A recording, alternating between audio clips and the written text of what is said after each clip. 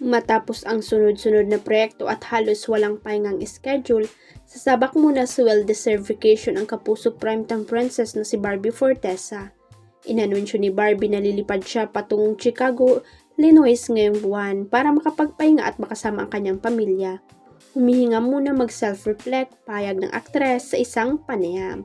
Anya sa bahay ng kanyang ate siya tutuloy at excited daw siyang muling makita ang kanyang pamangkin.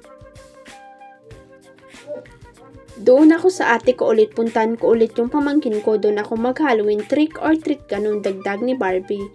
Pero hindi lang bakasyon ang plano niya sa Amerika dahil paghahanda na rin umano ito para sa mga bagong proyekto na nakalinya sa kanyang pagbabalik.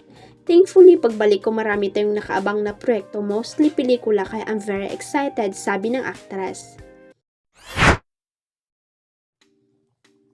Magkakaroon na ng sariling wax figure si Catherine Bernardo sa Madame Tussauds Hong Kong.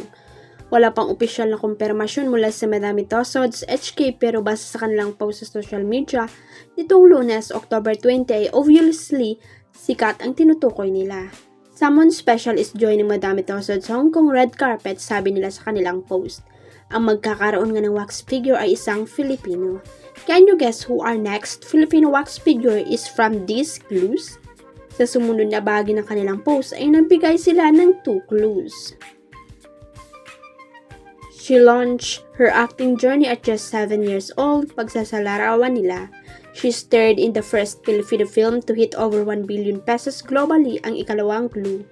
Base sa pagsasalarawan nila, si Catherine ay nagsimula na maging artista noong ito'y 7 years old pa lamang sa telesereng It Might Be You. Siya rin ang female lead sa Hello Love Again sa unang Pilipinong movie na kumita ng mahigit 1 billion pesos globally. Abangers na ang kanyang fans sa susunod na post ng Madame Tussauds Hong Kong, magkakaalaman sa official announcement kung sikat nga ang magkakaroon ng wax figure.